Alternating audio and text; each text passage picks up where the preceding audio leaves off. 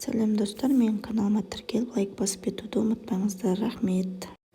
Осы атын бас демейді, ет тұрғанда, жылғын ет тұрған кезде акырчыкпен тамақ істегеніз. Тұрмыз ғой мұнда, ет жейміз деп. Ол пышақ өтпесе біз бармыз ғой.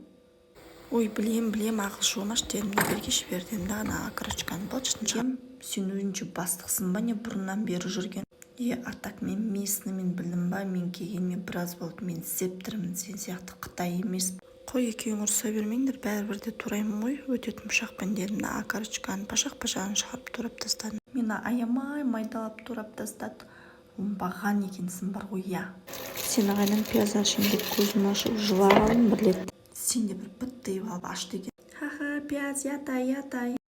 Картошка, сен оған көп сөйлей берме, ассистентте қабығыңды ашып тастаймын. Тегі біреуді мазақтауға дайын тұрады. Болды, күлме досқа келет, басқа басыңа келді.